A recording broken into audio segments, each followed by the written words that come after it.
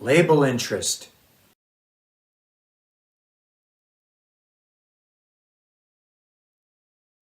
Have you heard of that new band? No, what band is that? Don't look now, but that band is going to get signed. They've got label interest. Label interest? Oh yeah, tons of label interest. Bidding war label interest. Do you see that guy sitting at the bar? He's got label interest. Which one? Which one? That one, that one. The guy with the dyed black hair and the tattoos. Be more specific. That's all of them. That guy, that guy, that guy. The cute one, the cute one. Oh yeah.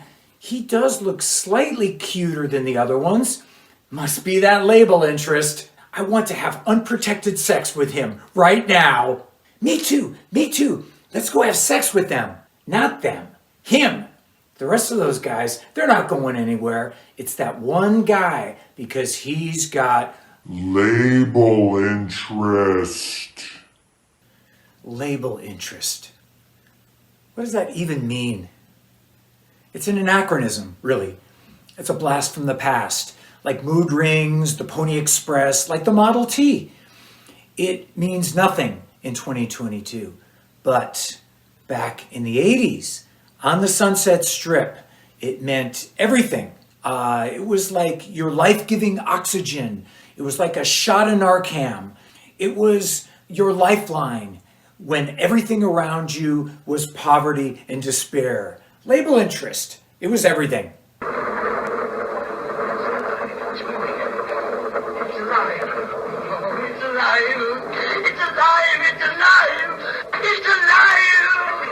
It's hard to describe what it was like back then. We were vampires, musicians back then, on the strip. We partied all night, we slept all day, no support system, no day job, there was no safety net. You gave it your all, and if you were extremely lucky, maybe someday, possibly, you would get that coveted Wonka golden ticket, the major label record deal. Thousands tried, but only a few succeeded. This way of living, this commitment, it only existed for a short time on the strip in the 80s. Now back then, Hollywood was the mecca for bands all across the country. It was totally normal for a local band in, say, Pittsburgh, Pennsylvania, or Atlanta, or even Alaska, to drop everything, get to a van with a suitcase, leave everyone, and travel cross-country to Hollywood with nothing, to somehow try and make it, to somehow get an apartment, 4 or 5 guys, doing odd jobs, doing phone sales, living off the hundreds of strippers that worked at the Body Shop or the Seventh Veil, any way possible to try and make it, to get that record deal. I often try to describe what it was like back then on the Sunset Strip. Picture hundreds of dyed black-haired guys with tattoos, with guy liner, puffed up with their attitude, standing in front of the Whiskey or the Rainbow or the Roxy with a handful of band flyers, hawking their wares. Come on, come see my band this Saturday. I'm opening up for Junkyard at the Whiskey. I mean, back then, we were fish in a barrel. Hundreds of dyed black-haired fish with tattooed fins, swimming round and round and round, no rhyme or reason, swimming upstream from the Whiskey up to the Roxy, doing our thing, and then swimming back down again, back and forth, night after night, month after month. That was your fucking life. Everyone had that look. The look, like the Manchurian Candidate, that wide-eyed stare, because we all believed that we could make it. It was crazy. Yeah, I'm gonna be famous, rock star, yeah. I'm going to be a rock star. I am going to be. Oh, I will. But what if you don't? In 10 years, what are you going to be doing? See, I will though, see. Yet that maybe, possibly, perhaps, someday, one day, that next gig we play next Saturday is going to be the one. It's going to be the one because It could happen. Bands did get signed. It could happen. It did happen. Guns N' Roses, LA Guns, Faster Pussycat. All those rocket ships had launched. They were gone. They weren't on Earth anymore with us. They were up there in the clouds. They had made records. They were on tour. They were on MTV. They had somehow pulled themselves out of the muck of anonymity, and now they were shining stars up in the clouds.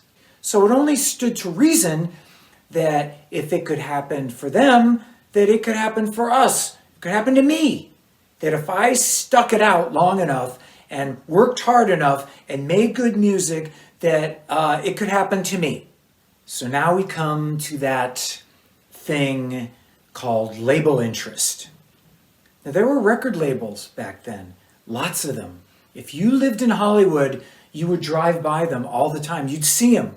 You could drive by A&M Records or Warner Brothers Records or Columbia Records or Geffen Records.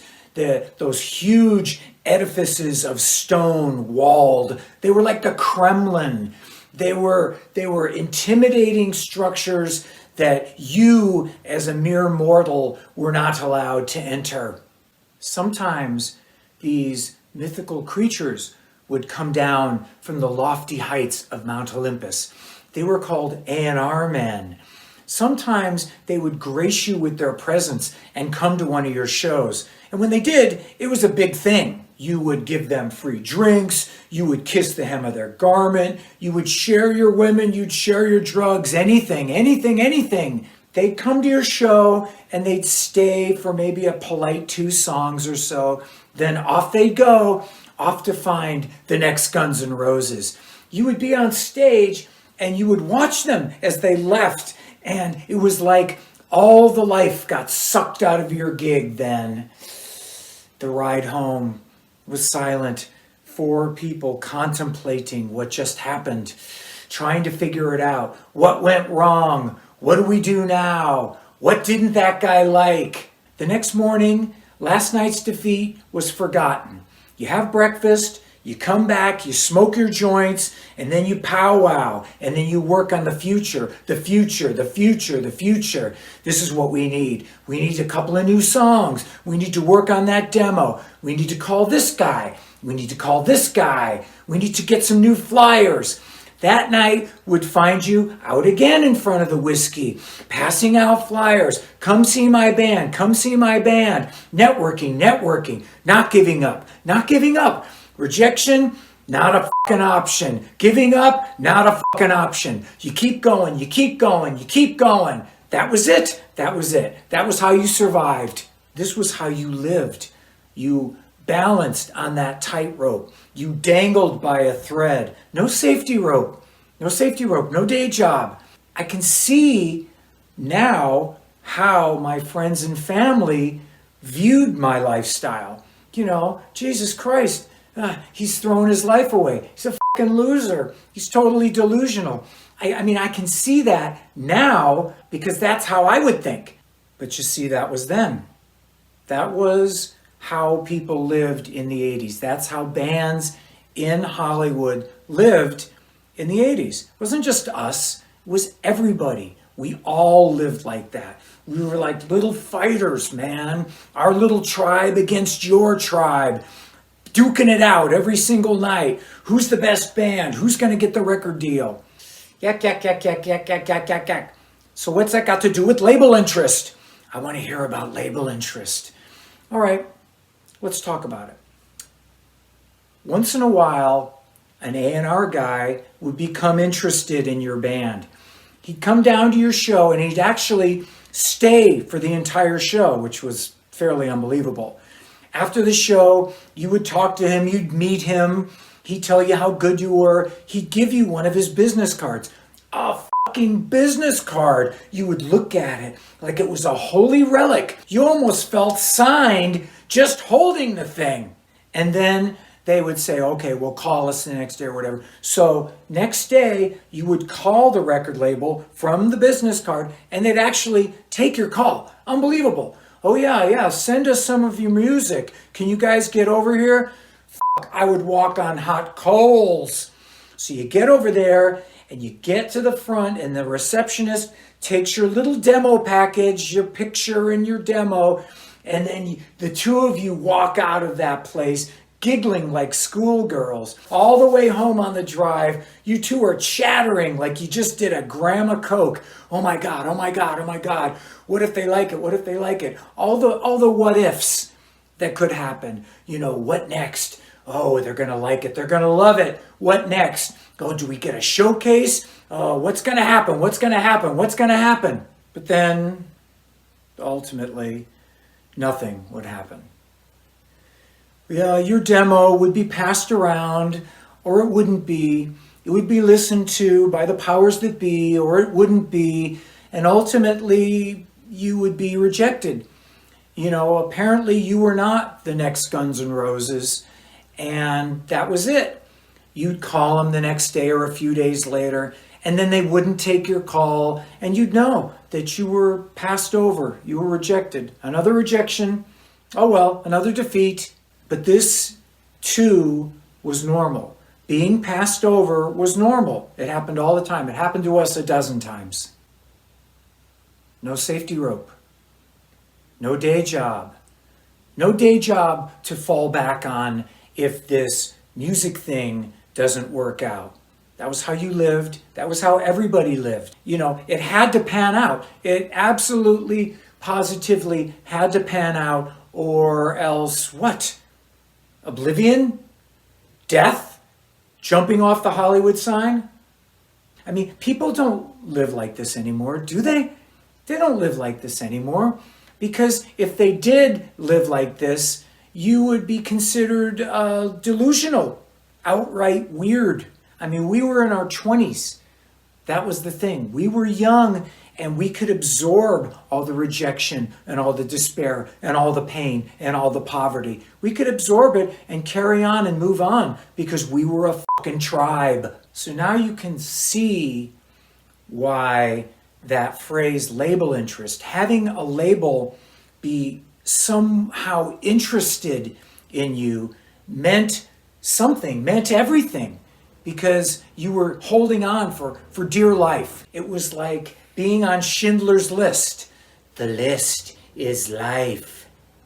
So if you told people you had label interest, or you implied that you had label interest, or you just flat out lied that you had label interest, that meant that your band was somehow higher up the food chain.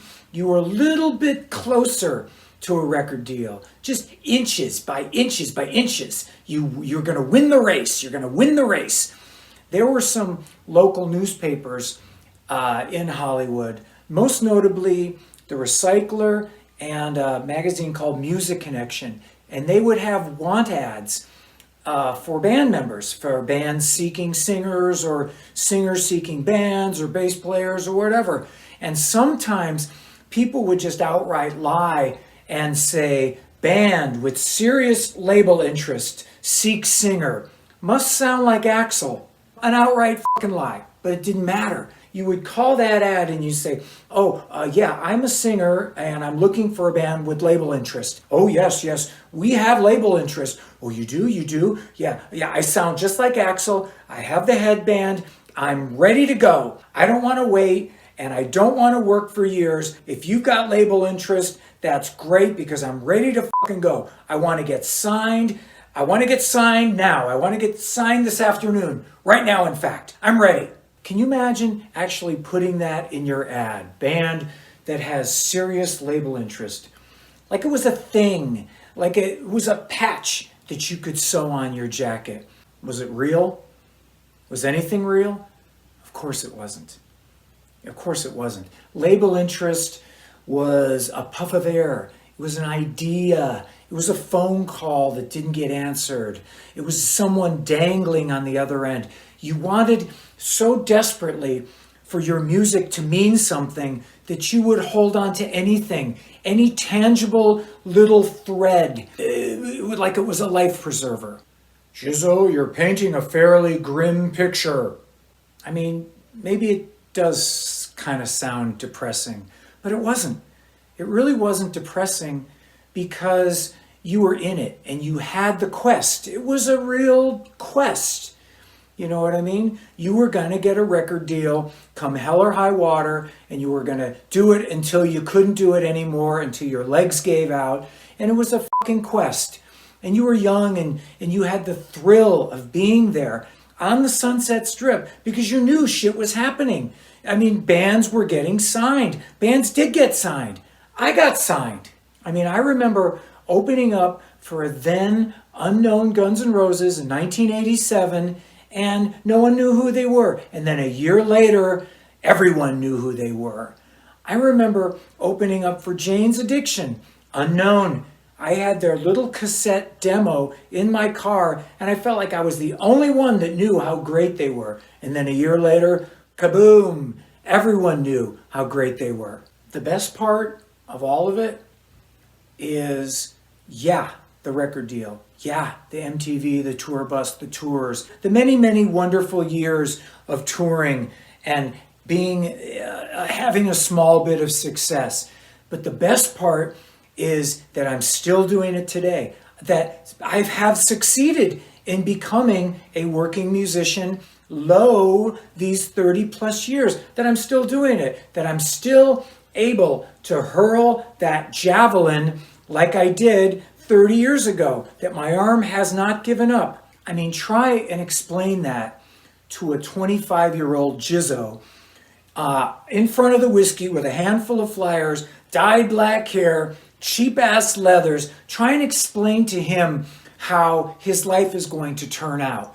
Well, actually, you're going to get signed, but it's going to be a small bit of success, and you're going to be able to do it, but the best part is that you're going to still be able to do it years and years and years later when you're old and gray. Old and gray? Fuck that, man. I'm going to go out like Sid, man. I'm going to go out in a blaze of glory, man. How are you going to explain that to a kid? You're not. You're not going to be able to explain that record labels, they're not going to exist anymore, and no one's going to buy records anymore. And there's this thing called Spotify that's going to rip you off, man. Bands don't really get signed anymore. Not like that. Not like they used to. There is no more label interest. Maybe there never was. You know, bands don't think about moving to Seattle because they think grunge is going to come back. You know, glam rock, bands don't think that glam rock is coming back, do they? Like the Woolly Mammoth? They don't think that, do they? Or do they? I don't know. Maybe people are still delusional. Who the fuck knows? I'm sure that there are still guys that go to the Rainbow and hang out and think that somehow it's going to happen to them like it happened to me, standing there at the bar like Tommy Lee, waiting for Pamela Anderson to show up to whisk them away to some magical place. Well, I hope it happens for you. It's your old pal Jizzo, rockin' and rollin', and we'll see you next time.